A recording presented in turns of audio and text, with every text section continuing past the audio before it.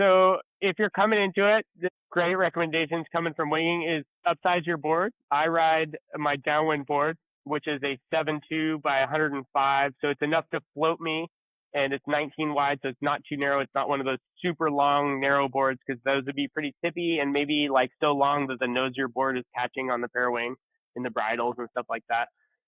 And I think you want to focus more on, having that bigger board, a little bit bigger foil, because you're going to want to do less with the Parawing than you would say winging. Winging, you can kind of do that circular motion and really generate this like lift without stalling the wing. You can also stall it if you just backhand like a normal wing, it'll stall and it won't be effective. It's similar with a Parawing, but you have the ability to pull on it with one hand and either make it respond well or respond poorly. If you pull on it too hard, it'll shoot forward in the window, and then it'll be like just a kite. It'll be there and it'll kind of like flop onto itself.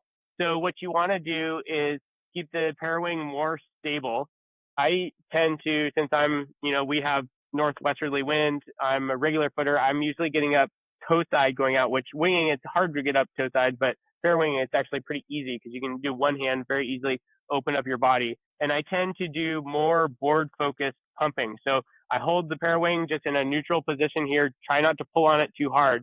And the goal is to build speed up without deforming the Parawing and putting too much pressure on it. So the Parawing will assist you quite a bit, but you want to just have it hold its shape so it can keep drifting through the window without like getting deformed. So what I try and do is hold it there, and I start kind of pumping the board up like I would with a downwind get up, or it's similar to winging where you like working it up and you do little motions and you build your speed up kind of in like a rocking motion.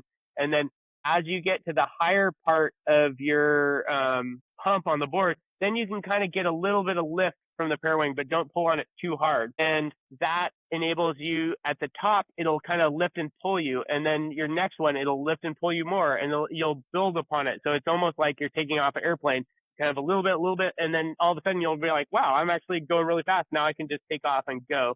So instead of being all in this one motion, it's more gradual, more board focused on porpoising the board while keeping the Parawing stable. Yeah. If you're really, this is more when it's lighter. If it's really windy, it'll just rip you right up onto foot. But you want to be a little bit more gentle with pulling on the Parawing to keep it flying in the right part of the window that's going to keep pulling you up. Yeah, it's not hard once you get it. I mean, you can still get up small foils and different stuff, but you definitely want to have enough power, because if you're too underpowered and if you have too small a board, the difference between the amount of power that you need to get up for the amount of power that you're riding with, that's a big difference. It needs a lot more power to get up and riding to riding. So that's why it's kind of nice to have a bigger board. So then once you're up, you're not so overpowered.